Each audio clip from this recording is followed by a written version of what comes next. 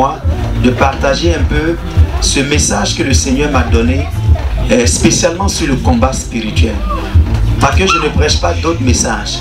Je prêche la sanctification. Je prêche l'intimité avec Dieu. La preuve, j'ai écrit un livre sur l'intimité avec Dieu.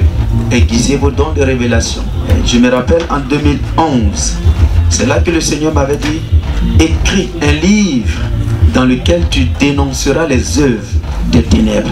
J'ai dit à Dieu, moi je ne suis pas un écrivain. Comme on dit à Abidjan, ça commence comment même pour que je termine. Alors, l'Esprit de Dieu insistait, il dit, écris un livre sur les œuvres de la sorcellerie. J'ai dit, mais la sorcellerie, pourquoi parler de la sorcellerie? Christ a déjà tout accompli. Ouais, je ne peux pas parler de ces œuvres-là. Le Seigneur m'a dit très clairement, mon peuple souffre parce qu'il est ignorant. J'ai déjà béni mon peuple, mais la sorcellerie les empêche de vivre cette bénédiction. Ça m'avait marqué. J'ai dit, ah bon? Comment la sorcellerie peut m'empêcher de vivre la bénédiction de Dieu qui est déjà pour moi, qui a été déjà acquise il y a plus de 2000 ans? Amen ou pas amen? Amen. C'est en creusant que moi-même le Seigneur m'a fait du bien. Je me suis rendu compte que par ignorance, je passais à côté de beaucoup de grâces et de bénédictions que Dieu m'avait déjà données en Jésus. Et mieux, je ratais l'occasion d'exercer un ministère de bénédiction, de soutien pour d'autres personnes. Quand j'ai fini de comprendre toutes ces choses, j'ai dit, Seigneur, j'obéis. Qu'est-ce que tu veux que j'écrive? Et j'ai écrit le premier livre, Le Jugement des Sorciers, qui a été best-seller dans mon pays et un peu partout, qui a fait du bien, qui a ouvert les yeux de beaucoup de serviteurs de Dieu. Je m'as dit, tu as vu, je t'avais dit que mon peuple a soif de ce message du combat spirituel. Ouvre les yeux, dis-leur que j'ai déjà tout fait.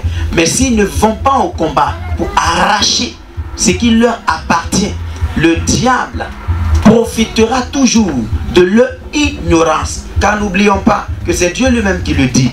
Mon peuple a péri faute de connaissance. C'est-à-dire, un peuple de Dieu, quelqu'un qui est supposé avoir reçu Christ. Amen ou pas amen? Amen. C'est parce que tu as reçu Christ, tu es enfant de Dieu, que tu fais partie de la famille de Dieu, qu'on peut dire que tu es du peuple de Dieu. Mais d'où vient-il alors que toi qui es appelé peuple de Dieu, tu peux encore périr?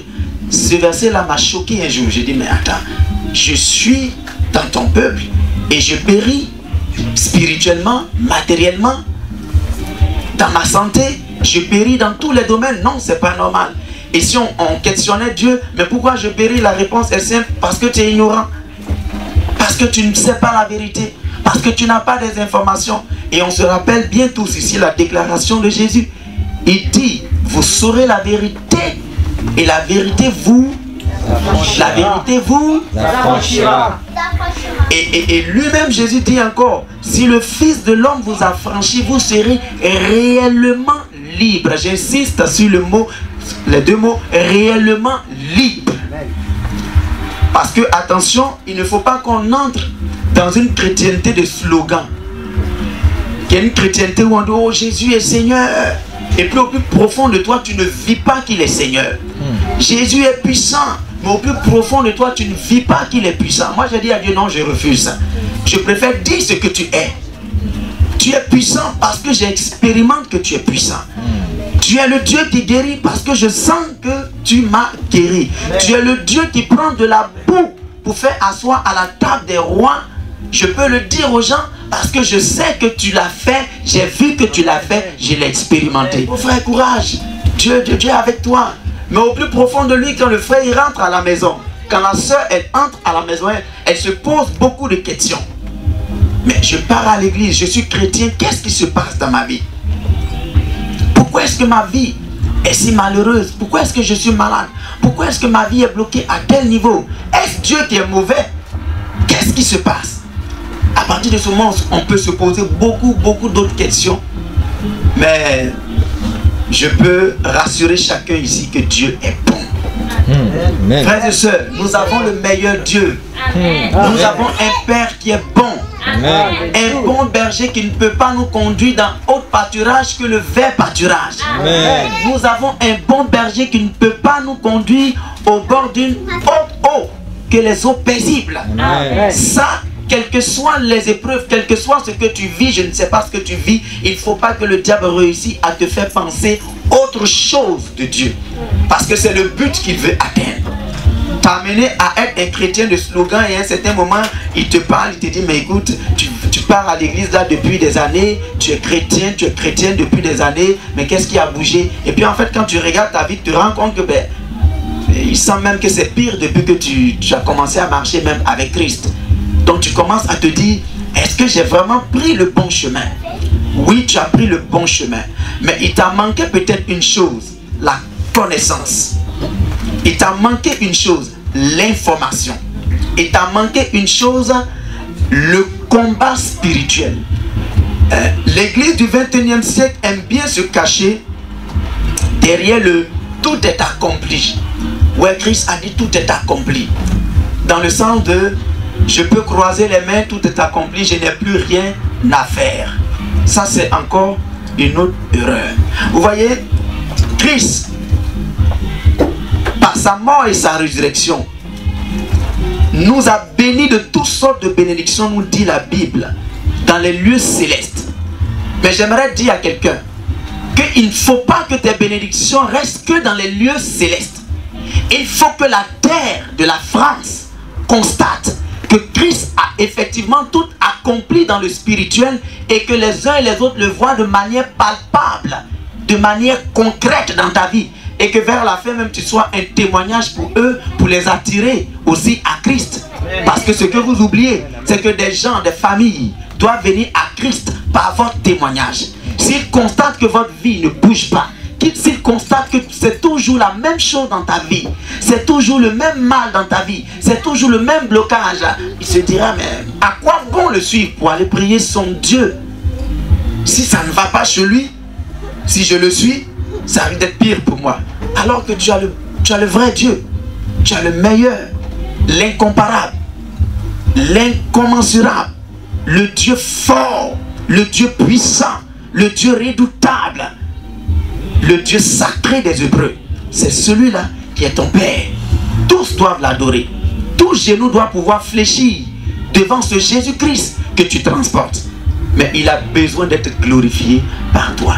Tout est accompli, oui c'est vrai. Maintenant à toi d'aller promulguer dans tous les domaines de ta destinée où le diable avait cru que par ton ignorance il avait le droit de siéger là-bas. Tu dois aller lui brandir le décret divin qui a été signé avec le sang de Jésus il y a plus de 2000 ans. Tu dois aller dire à ta santé, écoute, toi démon qui fatigue ma santé il y a plus de 2000 ans que Christ a déjà accompli. Et s'il refuse de lâcher ta santé, à partir de ce moment-là, engage le combat. Parce que la chrétienté d'aujourd'hui croit que nous sommes entrés dans une ère de passivité. Il faut qu'on croise les mains. On n'a plus rien à faire. On n'a plus à dire au démon pars. On n'a plus à dire au diable quitte. On n'a plus à dire à tel ennemi dégage ma route. Non, tout est accompli. Je dois dormir, manger, boire. Ça va, tout est accompli. Attention. Vous voyez quand vous lisez Matthieu 10, 34. Jésus fait une première déclaration. Il dit, ne croyez pas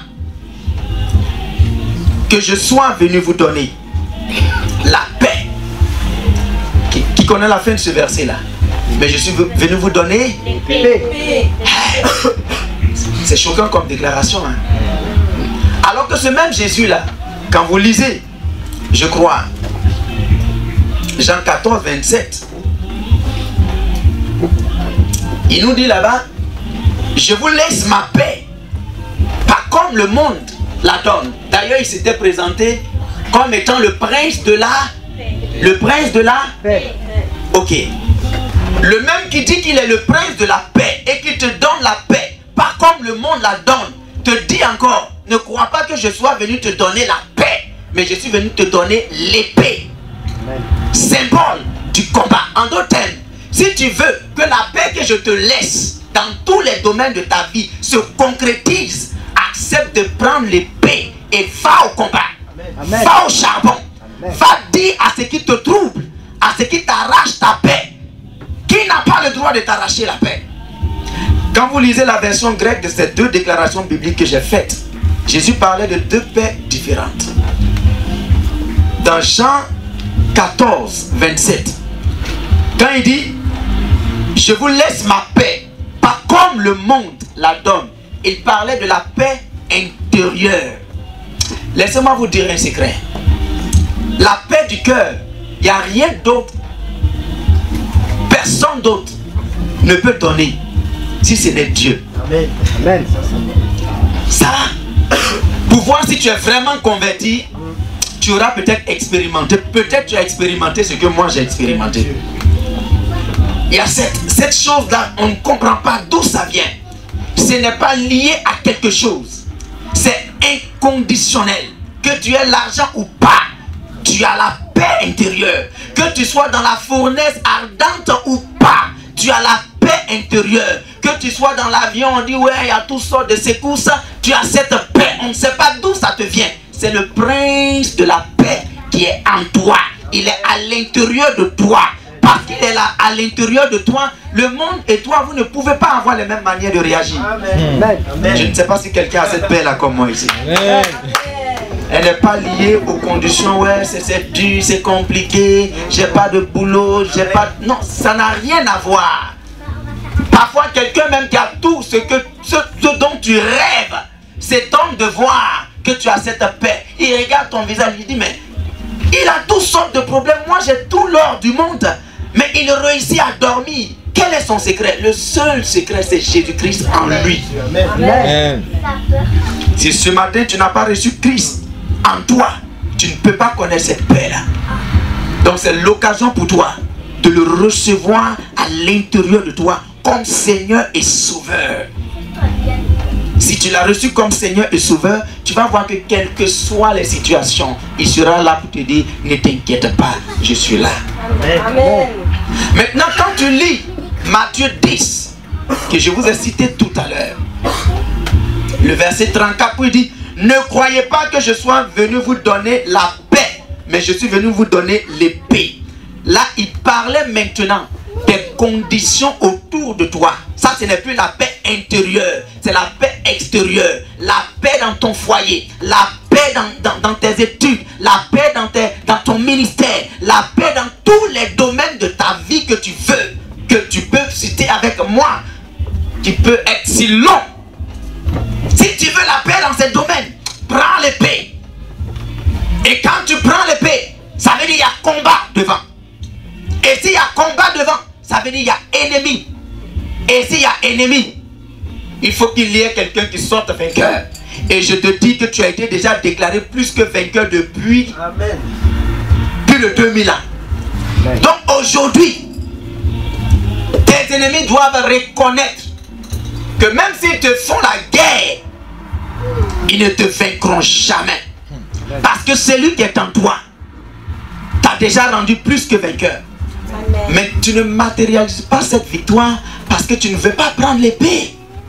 Tu ne veux pas aller au combat. Et ça, c'est l'image de l'église du 21e siècle. On ne veut pas aller au combat. Oh non, arrêtez de parler du diable. Vous faites trop son apologie. Et ça, on me l'a souvent reproché. Quand tu commences à trop parler combat spirituel, non, tu fais l'apologie du diable. Non, je ne fais pas l'apologie du diable. La Bible dit dénoncer ses œuvres. Je les dénonce.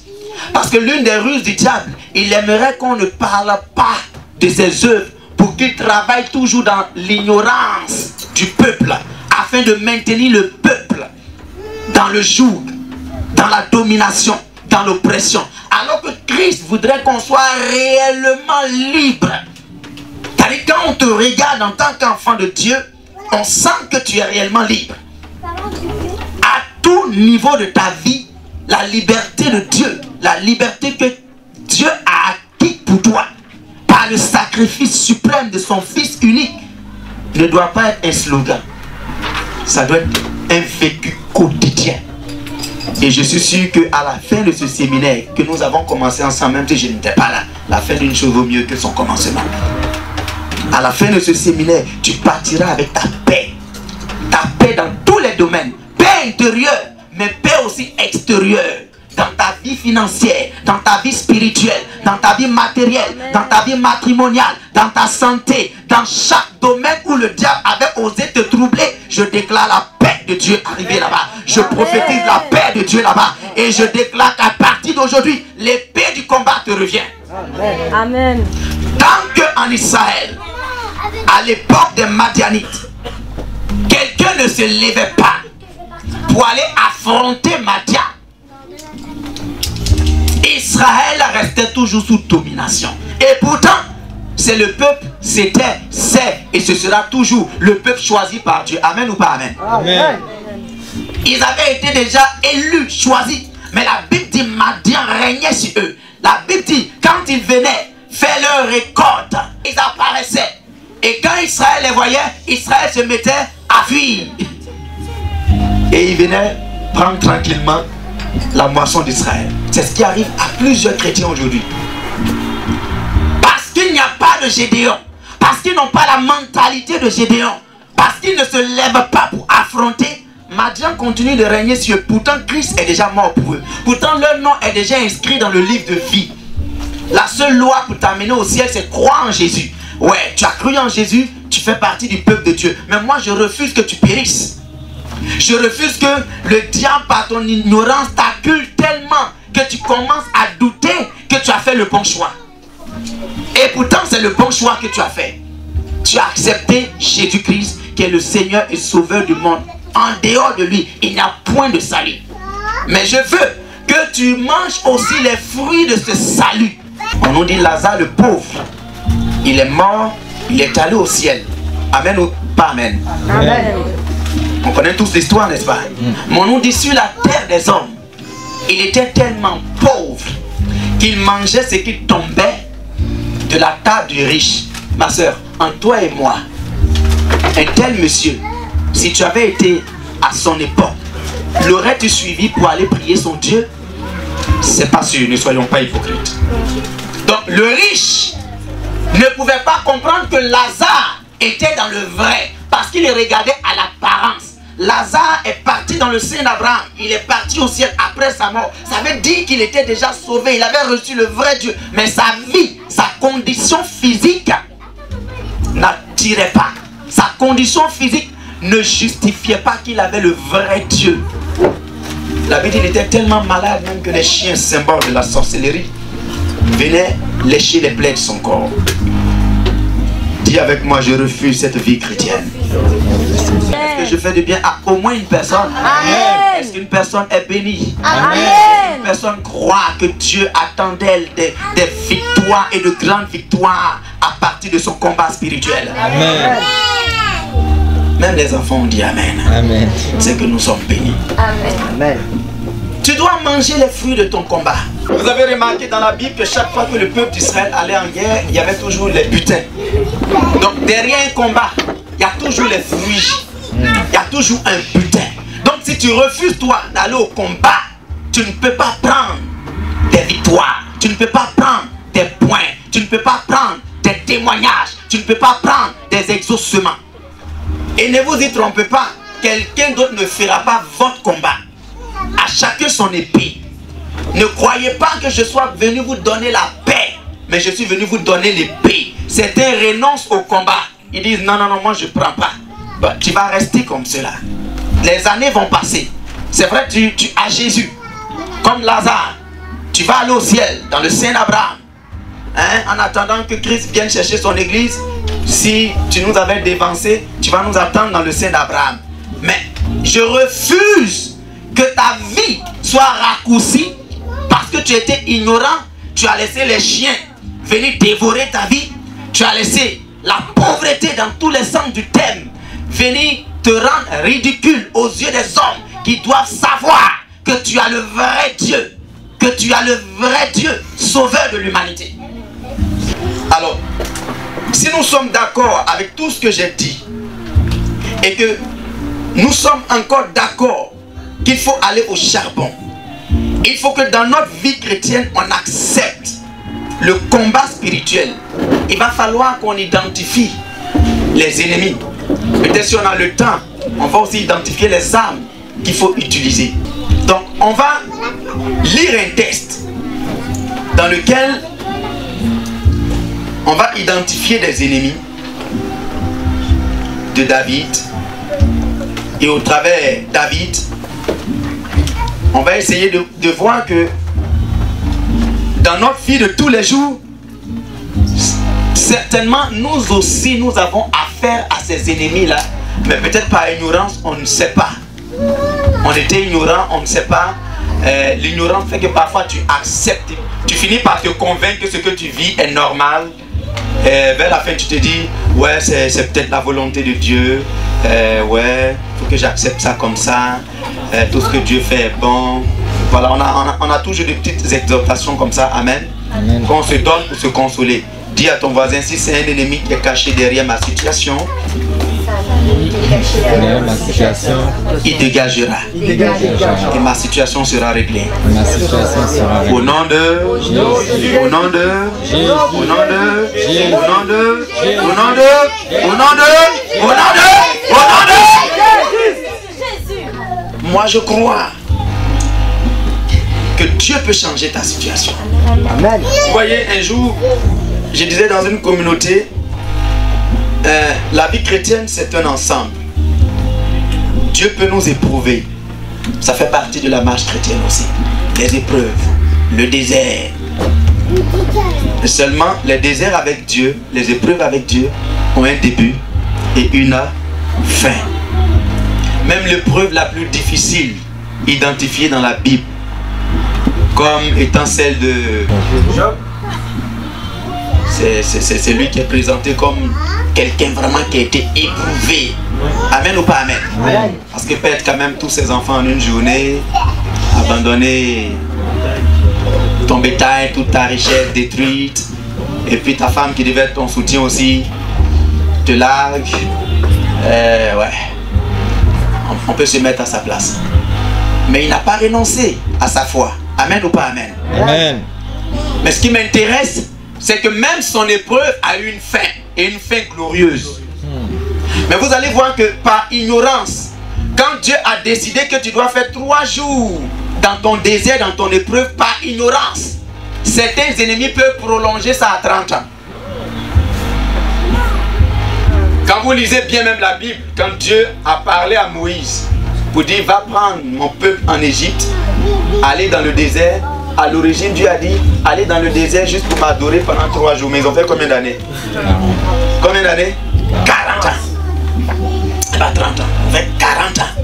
Or Dieu dit allez dans le désert pendant 3 jours pour m'adorer. Donc dans notre parcours avec Dieu, il peut créer un désert. C'est pas pour te détruire même, c'est pour aller l'adorer. Comme la Bible dit là, je t'attire dans le désert afin de parler à ton cœur. Parfois dans le désert, tous peuvent nous abandonner, mais c'est là où Dieu se révèle à toi. Il te parle, il te forme, il te façonne, il te montre qui il est. Dans le désert de la maladie, il se révèle comme le El Rapha, le Dieu qui te guérit. Dans le désert où tous tes biens sont partis, il se révèle à toi comme le Jireh, celui qui pouvoir. C'est-à-dire dans chacun de tes déserts, Dieu a envie de se manifester à toi comme étant le Dieu qui règle la situation. Et quand tu sors de ce désert, en général, tu es fort. La Bible dit après 40 jours dans le désert, quand Jésus est sorti, il était rempli du Saint-Esprit et c'était fire comme on dit devant. Donc les déserts de Dieu, ça existe. Les épreuves dans la vie chrétienne, ça existe avec Dieu. Seulement, il y a un début, il y a une fin et toujours une fin glorieuse comme celle de Job. Mais quand vous êtes ignorant, le diable, les démons, les sorciers, les mystiques peuvent prolonger exprès votre épreuve de 3 jours dans le désert. Vous vous retrouvez à faire 40 ans. 40 ans pour rien. 40 ans sur la vie de quelqu'un. Mais attends, je refuse que quelqu'un t'impose un désert que Dieu ne t'a pas imposé. Je refuse que quelqu'un te maintienne dans une épreuve que Dieu ne t'a pas imposée. Alors moi j'aimerais identifier 4 ennemis avec vous. Certains pourront les voir comme des démons, d'autres pourront les voir comme des sorciers. Tout est-il que c'est des ennemis. Il faut accepter, il faut intégrer dans votre vie chrétienne à partir d'aujourd'hui que parce que vous n'êtes pas des hommes et des femmes ordinaires, parce que vous êtes enfants de Dieu, vous avez des ennemis. Et le premier s'appelle le diable. De toutes les façons, lui-même qui a créé tout, il reconnaît que le diable est son adversaire. C'est pas toi et moi qui sommes ses enfants. On va dire non, on vit notre vie chrétienne là, tout baigne, tout va bien, tout est accompli. Non, tu as des ennemis. Le diable est ton ennemi. Et le royaume des ténèbres, d'où tu étais avant parce que tu n'avais pas Christ, n'accepte pas que désormais tu fais partie du royaume de la lumière. Donc ils te combattent. Ils te combattront toujours. Mais ils ne te vaincront pas. Ils ne doivent pas te vaincre parce que tu ne dois plus être ignorant. Tu dois connaître leurs ruses. Tu dois connaître leur stratégie et être sur tes gardes. Amen. Je suis sur mes gardes. Je suis sur mes gardes. Quand on parle, certains qui font un peu de surzèle spirituel disent ah non, non, non, c'est la promotion des démons, laissez tout ça. On connaît notre identité en Christ. Ça, c'est des slogans. Hein. Je connais mon identité et après tu as des problèmes. Moi, je n'aime pas l'évangile hypocrite. J'ai dit à Dieu, tu veux que je parle de toi, je dirai ce que tu es. Amen. Je ne dirai jamais ce que tu n'es pas. Si tu es le Dieu qui guérit, parce que je l'ai expérimenté, il m'a guéri. Donc quand je prie pour un malade, ce n'est pas d'abord sa foi qui m'intéresse. Je me rappelle du Dieu qui m'a guéri. Je me dis, la manière dont tu m'as guéri là, guérit la même personne. Quand je prie pour que Dieu élève quelqu'un, je me rappelle que j'étais dans la boue. Il m'a pris dans cette boue. Il m'a donné un nom dans les nations. Donc quand je prie, je dis, oh Seigneur, toi qui l'as fait pour moi, fais-le aussi pour cette personne. Amen. Je l'ai expérimenté. C'est Dieu de la protection. Donc quand je prie pour la protection de quelqu'un, je dis, oh Dieu de la protection, tel que tu me sécurises, tel que tu me protèges, protège cette personne. Tu expérimenteras Dieu à partir d'aujourd'hui. Tu expérimenteras Dieu dans plusieurs domaines de ta vie. Tu l'expérimenteras dans ta vie spirituelle. Ta vie spirituelle ne sera plus jamais la même. Ta vie de prière ne sera plus jamais la même. Ton intimité avec Dieu ne sera plus jamais la même. Ta vie matérielle ne sera plus jamais la même. Ta vie financière ne sera plus jamais la même. Tout ce qu'on t'avait volé, tout ce qu'on t'avait arraché, tout ce que tu avais perdu par la faute de l'ignorance dans le combat spirituel, je te vois en train de conquérir cela. Je te vois en train d'arracher cela. Je te vois en train de prendre cela. Et je le vois au centuple au nom de Jésus. La Bible nous dit, c'est un texte comme ça que j'ai dû prendre tout à l'heure. J'étais là, l'Esprit de Dieu m'a dit, bon, tu lis ça et tu parles à mon peuple avec. Puisqu'on a dû chambouler un peu tout. Le psaume 22 que nous connaissons tous. David fait une prière. On va lire à partir du verset 9 jusqu'au verset 23. Oui, bon, il commence par dire, David, tous ceux qui me voient se moquent de moi. Ils ouvrent la bouche, secouent la tête. Je ne sais pas si dans Paris ici les gens secouent la tête en te voyant. Je ne sais pas s'ils ouvrent leur bouche pour se moquer de toi.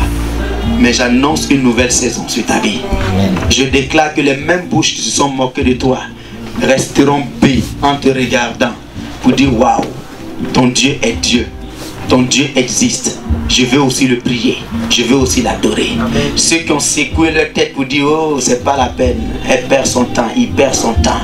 Il ne pourra pas s'en sortir. Elle ne pourra pas s'en sortir. Ces mêmes personnes-là viendront remuer leur tête pour dire waouh. C'est vraiment toi? Amen. Tu leur diras oui, c'est moi. Parce que mon Dieu a agi. Amen. Maintenant, il dit par la suite, recommande-toi à l'Éternel. L'Éternel le sauvera. Il le délivrera puisqu'il l'aime. Est-ce que quelqu'un aime Dieu ici? Amen. Que cette personne balance la main que je vois. Amen. En tout cas, je confirme que vous aimez Dieu. Ça se sent que vous aimez Dieu. Le frère Michael aime Dieu. Sa femme aime Dieu. Les quelques minutes que j'ai passées avec eux ce matin, je me suis senti en famille. Parce que tous ceux qui aiment Dieu, je les aime. Celui qui n'aime pas Dieu, je ne l'aime pas. Moi, je suis un homme de guerre, je suis un homme de combat spirituel. Donc quand ton esprit est bizarre, je me dis, je suis sur mes gardes aussi. On ne sait jamais d'où peut venir une attaque. Amen ou pas amen? Amen. Oui, puisqu'il m'aime, je le délivrerai. Verset 10. Oui, tu m'as fait sortir du sein maternel. Tu m'as mis en sûreté sur les mamelles de ma mère. Dès le sein maternel, j'ai été sous ta garde. Dès le ventre de ma mère, Tu as été mon Dieu. Ne t'éloigne pas de moi quand la détresse est proche, quand personne ne vient à mon secours. Verset 13. De nombreux taureaux sont autour de moi. Quelqu'un peut répéter avec moi? De nombreux taureaux sont autour de moi. De nombreux taureaux sont autour de moi. Encore une deuxième fois. De nombreux taureaux sont autour de moi. Encore une troisième fois. De nombreux taureaux sont autour de moi. Amen. Et le même verset continue. Des taureaux de Basan m'environnent. Ils ouvrent contre moi leur gueule semblable au lion qui déchire et rugit. Je suis comme de l'eau qui s'écoule et tous mes os se séparent. Mon cœur est comme de la cire. Il se fond dans mes entrailles. Ma force se dessèche comme l'argile et ma langue s'attache à mon palais. Tu me réduis à la poussière de la mort, car des chiens m'environnent. Une bande de céréales rôde autour de moi. Ils ont percé mes mains et mes pieds. Je pourrais compter tous mes os. Eux, ils observent, ils me regardent. Ils se partagent mes vêtements.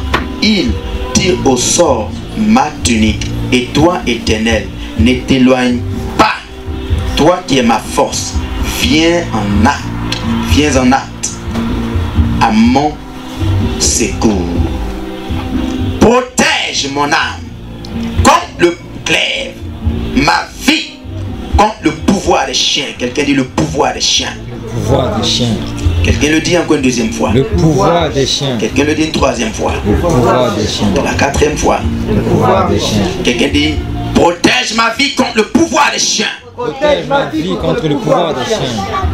Et au verset 22 dit sauve-moi de la gueule du lion. Tu peux dire ça? Sauve-moi de la gueule du lion. Délivre-moi des cornes du buffle. Délivre-moi des cornes du buffle. Enfin, je vais terminer ma lecture par le verset 23. Je publierai ton nom parmi mes frères. Je te célébrerai au milieu de l'assemblée. Tous les ennemis qui avaient profité de ton ignorance les années passées tomberont l'un après l'autre au devant de toi. Et ta victoire, celle que Christ a déjà acquise pour toi, il y a plus de 2000 ans, sera une réalité. Cette victoire se matérialisera dans tous les domaines de ta vie. Nous sommes au niveau de mon intervention où j'aimerais que tu comprennes que tu as des ennemis, que tu acceptes que la vie chrétienne n'est pas une vie simple, n'est pas une vie de paresseux. C'est une vie où on prend l'épée pour arracher sa paix. La paix intérieure, tu l'as parce que tu as accepté Christ. Le jour où cette paix-là n'est pas là, il faut voir si ta relation avec Christ est toujours au bon point. Sinon, tant qu'il est là en toi, tu as la paix intérieure. Mais la paix extérieure, paix physique, paix financière, paix matérielle, paix dans ta santé, paix dans ta vie matrimoniale, paix dans tout ce qu'on peut citer, cette paix-là, pas l'épée qui est le symbole de la parole. Et la parole, c'est Jésus lui-même. Pas l'épée.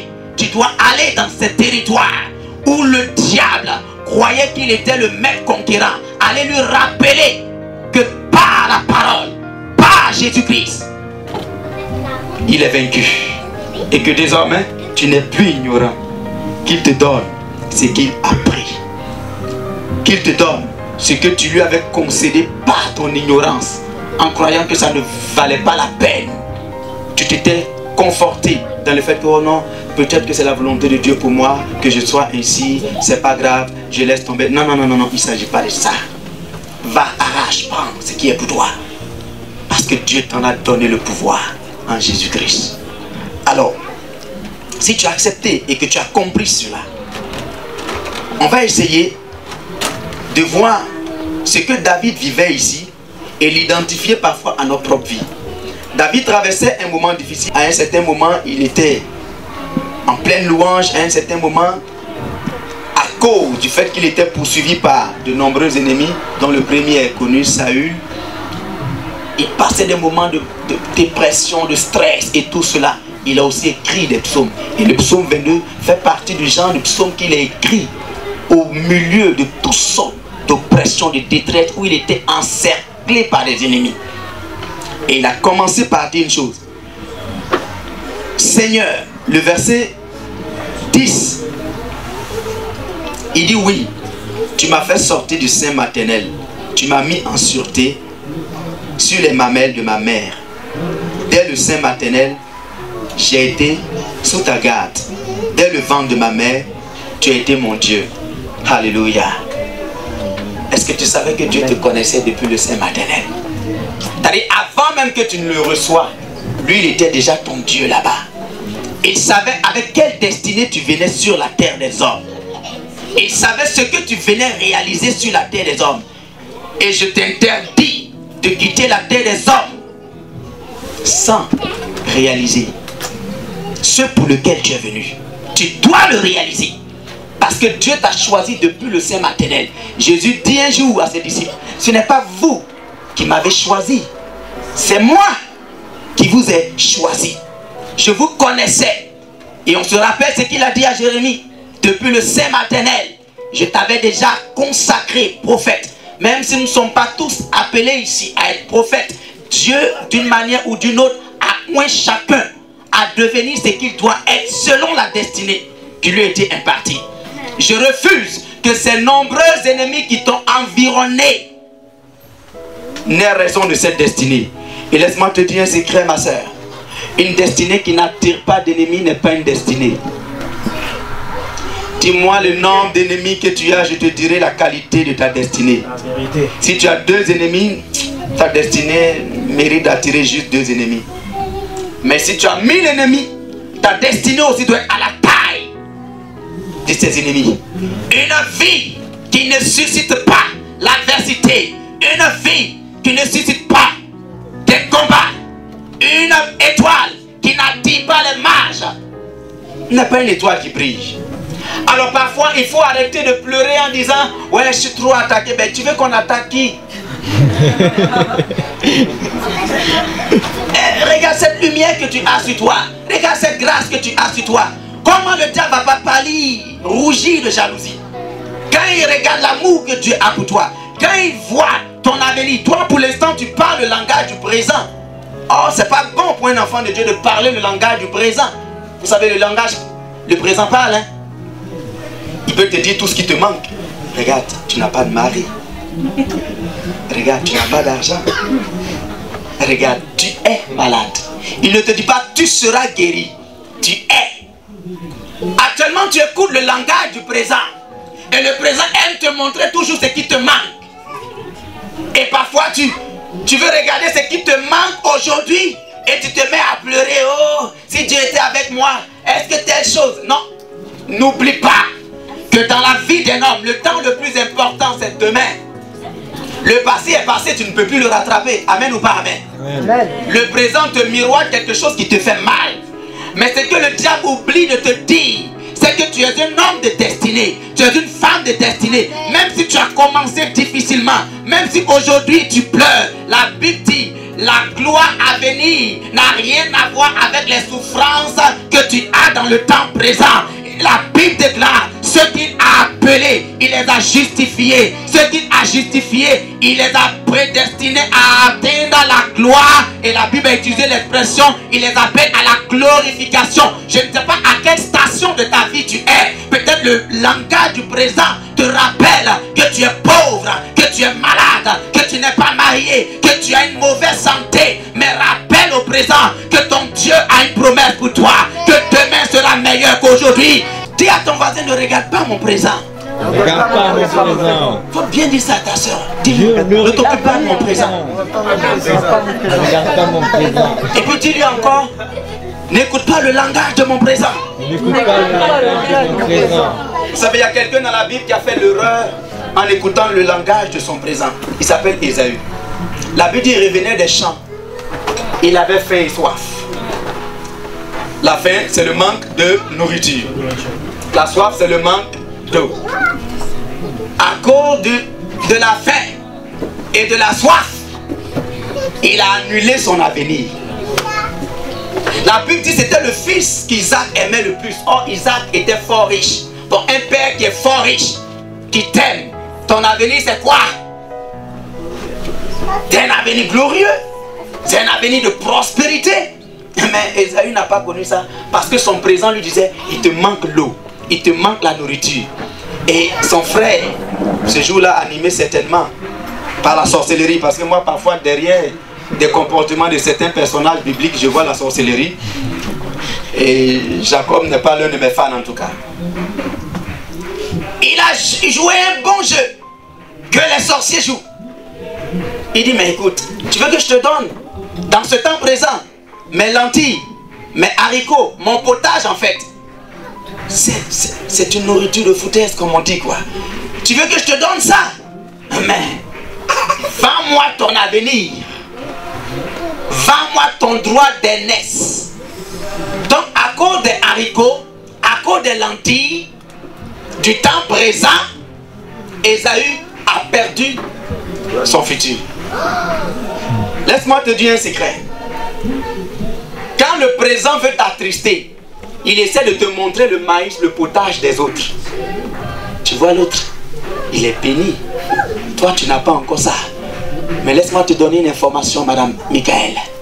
La bénédiction des autres, comparée à ce que Dieu te prépare pour ton avenir, la bénédiction présente des autres, comparée à ta bénédiction future, n'est qu'un potage.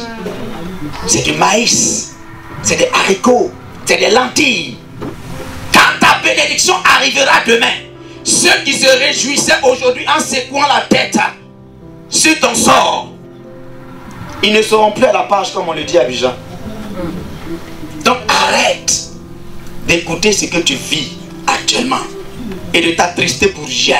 Rappelle-toi que tu es un enfant de Dieu, que tu es l'enfant de Dieu qui a en lui le prince de la paix. Donc rien ne doit te troubler. D'ailleurs, le prince de la paix te dit dans Jean 14, verset 1, ne vous inquiétez de rien, je vous le répète, ne vous inquiétez de rien, car qui a pu ajouter un seul iota à la durée de sa vie par son inquiétude?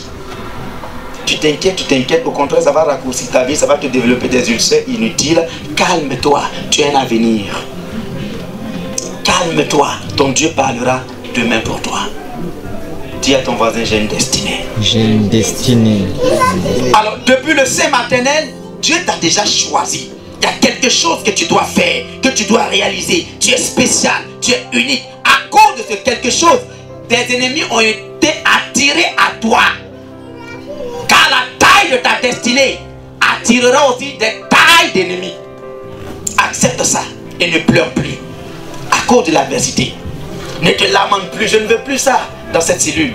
Des gens qui se lamentent, oh je comprends pas, je suis attaqué de toutes parts. Oh c'est normal. C'est normal.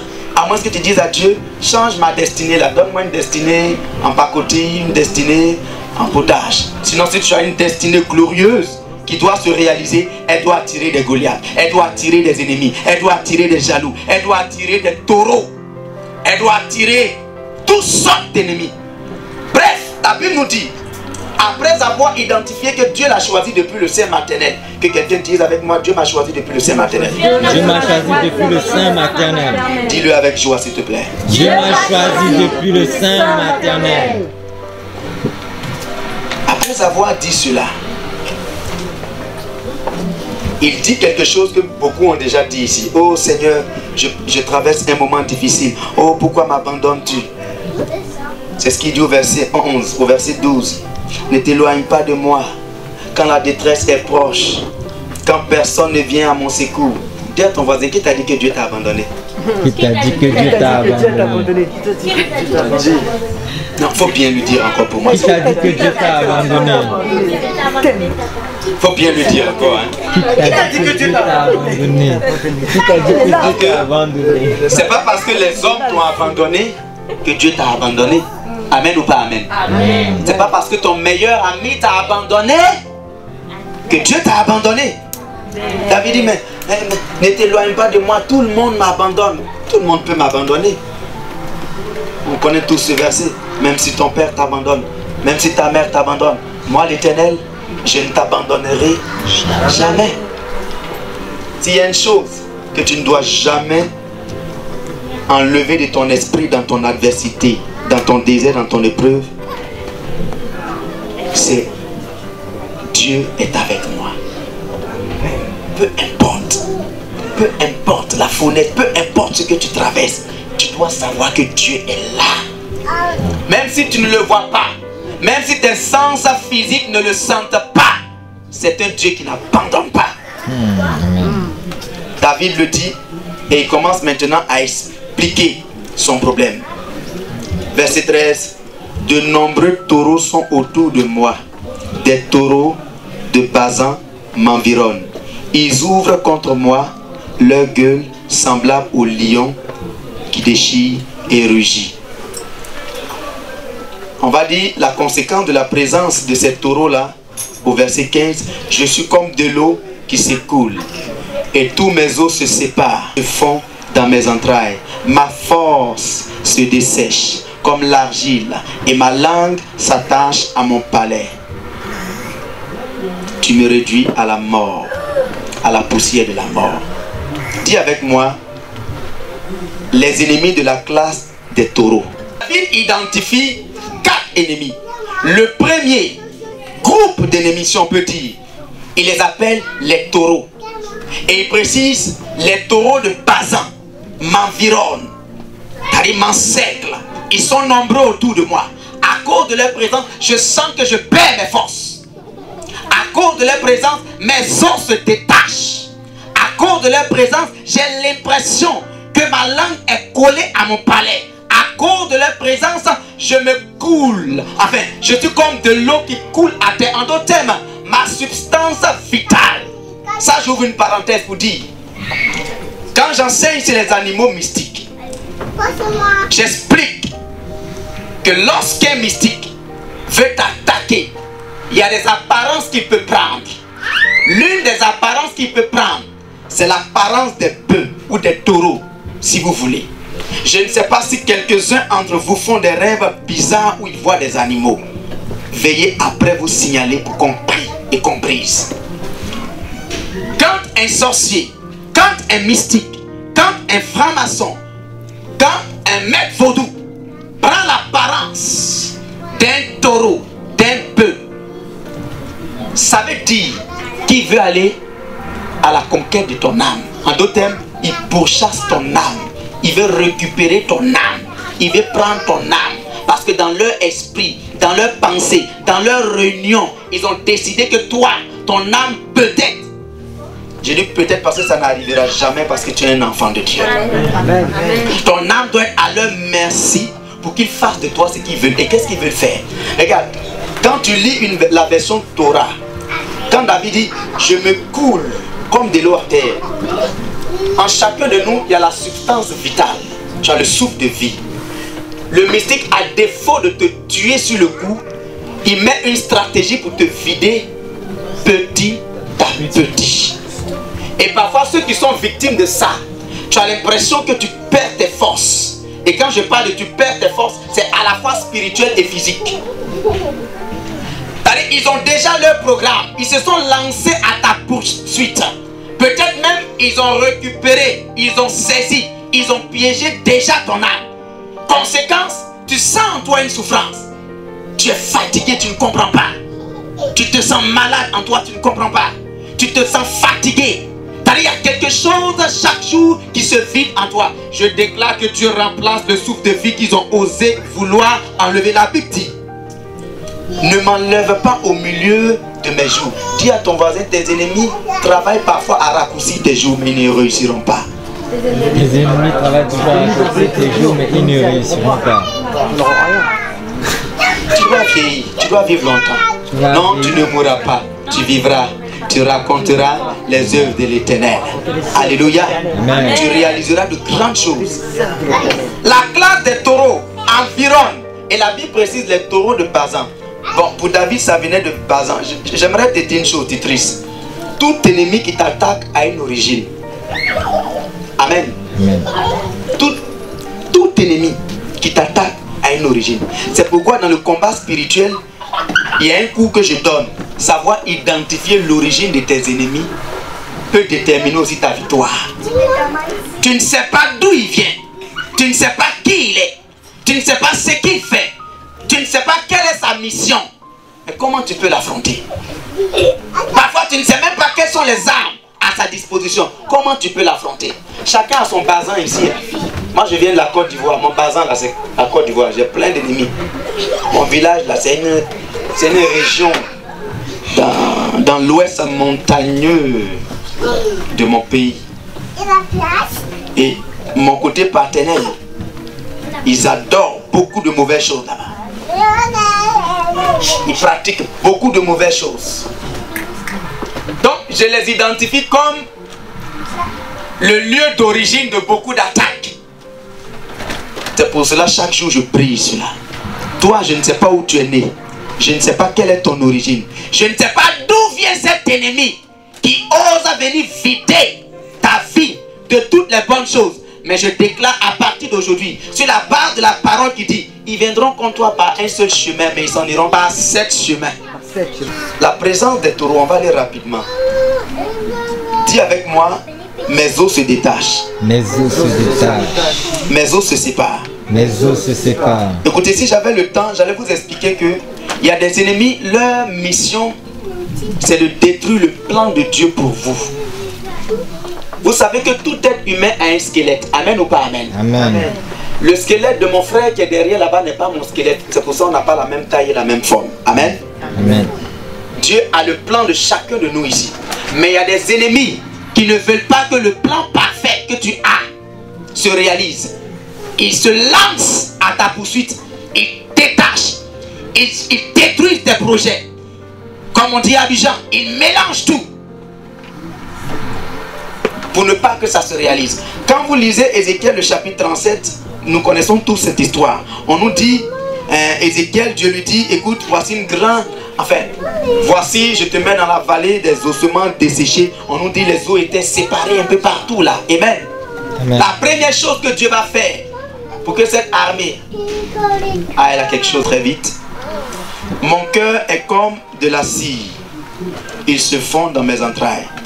Si quelqu'un entre vous a le cœur constamment troublé, tu peux être certainement la cible de certains ennemis de la classe des taureaux. Mais ils sont vaincus au nom de Jésus. C'est-à-dire tu es là, ton cœur, pas qu'il y ait un motif valable, mais ton cœur n'est pas en paix, ton cœur n'est pas tranquille. Au moins si tu as une mauvaise nouvelle, oui, on peut comprendre ton inquiétude, mais tu es tout le temps stressé pour rien. Tu es troublé pour rien. Tu n'es pas bien dans ton cœur pour rien. Des chiens m'environnent. Je n'entends pas. Des chiens Je m'environnent. n'entends pas. Des chiens m'environnent. Et il dit une bande. Il est décrit comme une bande de scélérats qui rôdent autour de moi. Et maintenant il dit, ils ont percé mes mains et mes pieds. C'est vrai que ce psaume-là, chaque fois qu'on le lit, on l'identifie à la prophétie qui annonçait que les mains de Christ devaient être percées pour nous, que ses pieds devaient être percés. Mais attention, la Bible dit toute écriture est inspirée par Dieu, utile pour nous enseigner. Ce n'est pas écrit seulement que pour Christ. Toi et moi, on doit pouvoir tirer des enseignements et des leçons. Dis avec moi, les chiens qui travaillent à percer mes mains, à percer mes mains et mes pieds doivent quitter mon chemin, doivent dégager ma route, au nom de Jésus. Au nom de Jésus-Christ. Si je voulais vous entraîner dans l'enseignement sur le combat spirituel, précisément dans les animaux mystiques que des ennemis utilisent, j'allais vous dire ceci. Les chiens mystiques peuvent représenter des ennemis qui sont dans votre environnement immédiat. De la même façon, le chien avec lequel tu vis, ou le chat, parce que ici c'est votre truc ça, hein? Tu ne peux pas le suspecter parce que tu es habitué à lui. De cette même manière, à un certain moment, quand des ennemis t'attaquent de l'extérieur, qui n'arrivent pas à t'avoir, parce que tout à l'heure, je n'ai pas fini véritablement l'ennemi appelé le taureau. Je pouvais aller très loin et notre heure allait finir là-dessus en fait. Il y a des ennemis qui peuvent sortir de leur corps avec leur esprit malveillant. Ils peuvent te poursuivre tout le temps. Mais comme tu es un enfant de Dieu dont l'âme est cachée en Christ. Est-ce que ton âme est cachée en Christ? Amen. Amen. Ils n'arrivent pas à t'avoir. Ou bien comme tu es une femme de prière, chaque fois qu'ils sortent de leur corps, qu'ils veulent s'introduire chez toi, ils se rendent compte que il y a le feu qui est là. Ils n'arrivent pas à entrer. Tu pries beaucoup? Si tu ne pries pas, il faut prier. Hein? Parce que la prière, c'est une bonne chose. Ça met autour de nous des barrières infranchissables. Mais s'ils se rendent compte qu'à cause de ta vie de prière, il n'arrive pas à t'avoir, le diable ne s'avoue jamais vaincu. Il s'y prendra toujours autrement. C'est là où des ennemis auxquels tu ne t'attends pas peuvent intervenir. Les chiens m'environnent. Une bande de céréales rôde autour de moi. Je prenais donc la sœur Viviane parce que je crois que je peux prendre ton exemple. Mais prie beaucoup, hein. La sœur Viviane a été identifiée depuis sa naissance comme étant quelqu'un avec qui Dieu est depuis le sein maternel. Donc elle a quelque chose qui énerve des ennemis. Elle a une destinée qui dérange. Alors, ces ennemis-là ont utilisé plusieurs groupes. Parce que le diable a plusieurs groupes. Il a un but à atteindre, peu importe qui doit utiliser, il veut atteindre un but. Ce but, il ne faut pas qu'elle réalise sa destinée. Il a envoyé la classe des taureaux. Des gens ont fait leur réunion mystique, parfois même leur vaudou, ils sortent de leur corps, ils viennent contre toi. Mais Viviane est une femme de prière. Donc il y a la muraille céleste autour d'elle. La Bible nous dit, je crois dans Zacharie chapitre 2, l'Éternel sera pour toi une muraille de feu.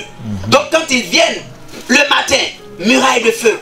À midi, muraille de feu. La nuit, muraille de feu. Ah, on n'arrive pas à voir son âme. Ils ne s'avouent cependant pas vaincus.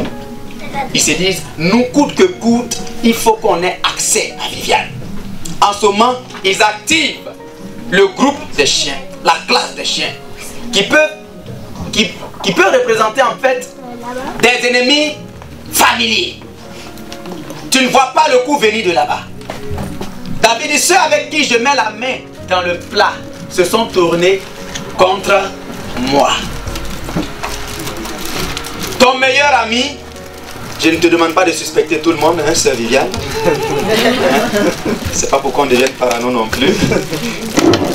Mais ton meilleur ami, à un certain moment, peut devenir un agent du diable, peut-être inconsciemment, que le diable active pour atteindre un but, pour atteindre ta vie.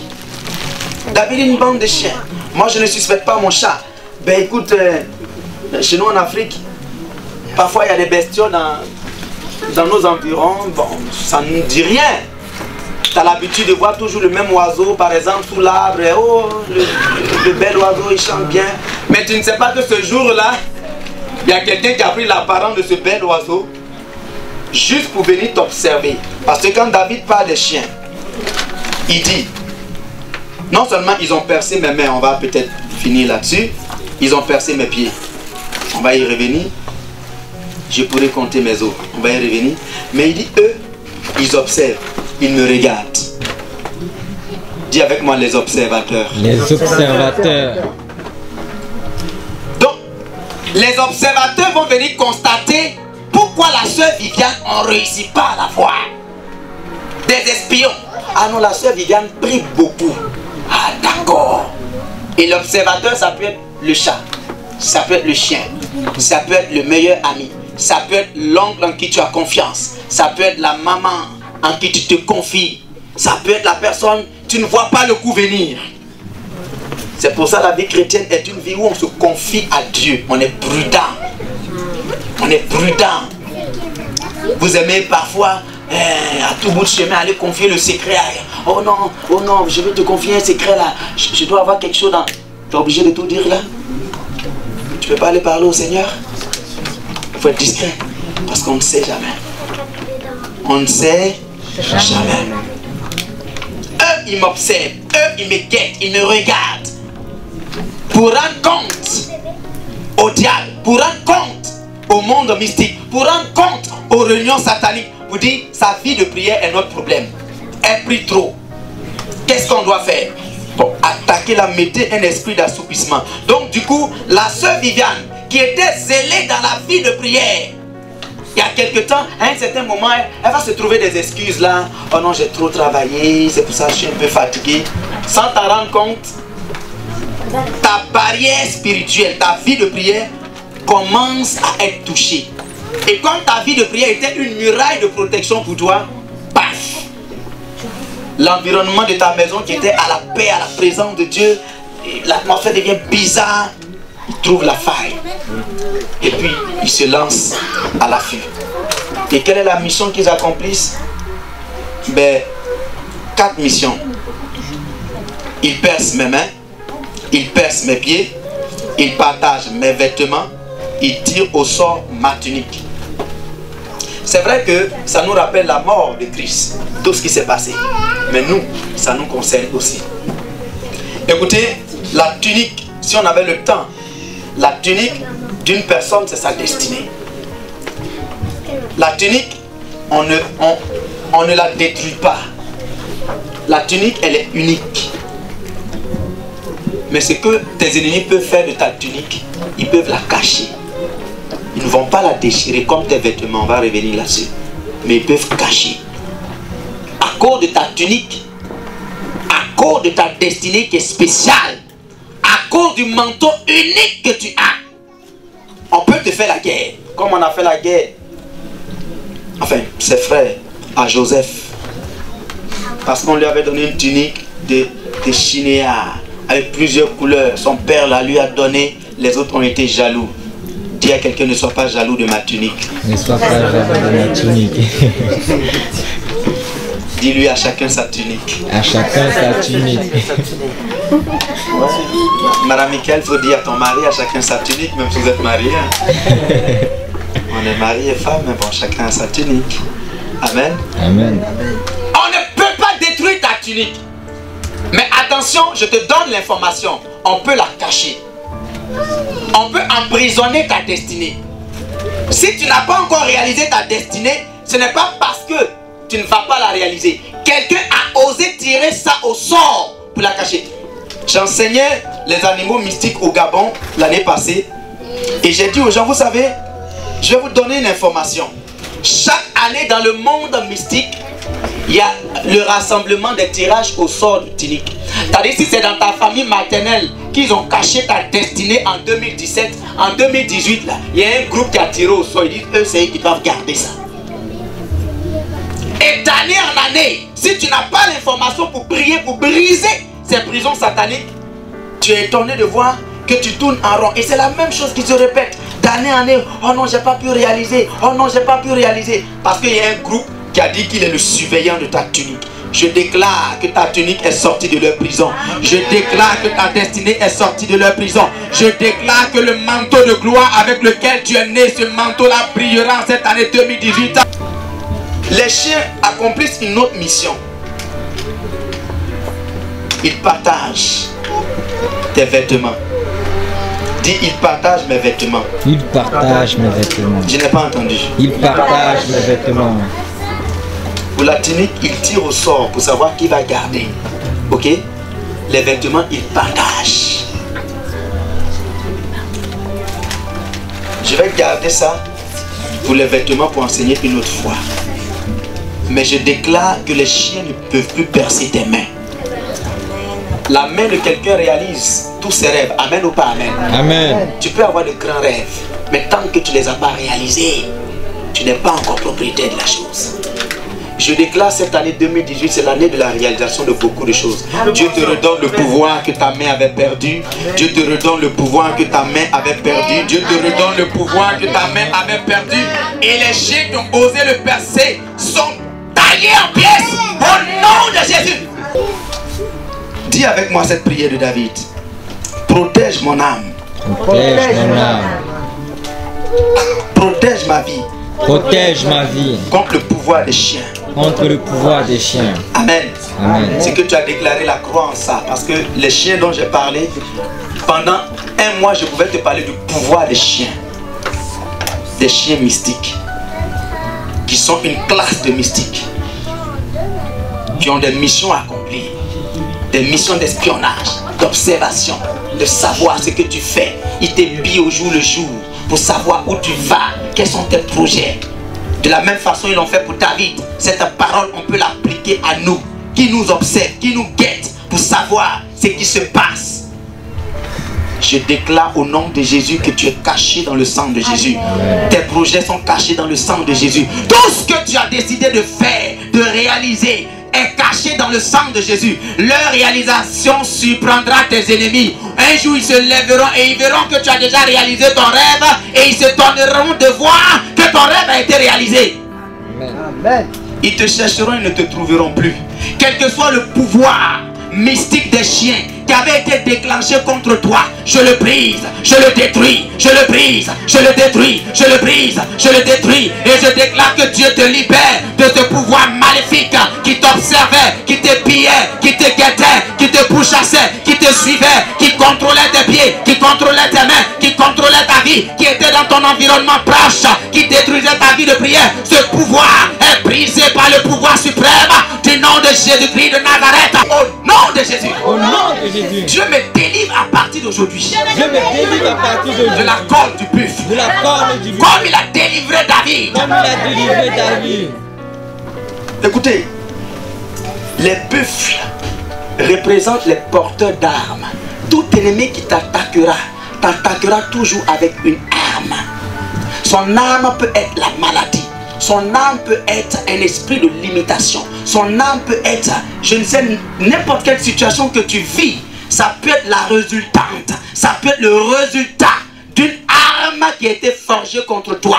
Car la corne du buffle, quand nous prenons le temps de lire toute la Bible, c'est un animal non seulement dangereux, non seulement puissant, mais ça corne avec un pouvoir particulier. C'est vrai qu'en Israël, on utilisait sa corne pour donner le pouvoir à un roi ou à un prophète qu'on noie. Mais dans le monde mystique, quand des ennemis prennent l'apparence de buffle, c'est qu'il veut faire du mal. Mais la Bible nous dit que toute âme forgée contre nous, termine le verset pour moi, Nul et sans effet. Sera sans effet. allons nous arrêter là. Amen. Toute voix de lion qui parlait contre vous, car David a dit, délivre-moi de la corne du buffle. C'est des armes. Il y a des mystiques qui sont des transporteurs d'armes. Ils savent quelle arme je dois utiliser pour détruire telle personne. Mais à partir de cette année 2018, tu es dans une nouvelle alliance avec Dieu. Ésaïe 54, 17 n'est pas un mot en l'air, c'est une parole pour toi. Toute arme forgée contre toi est sans effet. Amen. Et toute voix, il dit aussi, délivre-moi de la gueule du lion. Toute voix qui parle contre toi pour faire des incantations contre toi, toute langue qui entre en jugement contre ta destinée est condamnée, parce que Dieu a déjà parlé pour toi. Le lion de la tribu de Juda, la parole de Dieu faite chair, a déjà parlé pour ta destinée. Donc toute autre voix qui empêche ta destinée de se réaliser est vaincue. Soyez bénis et je pense qu'on se verra très très bientôt. Amen.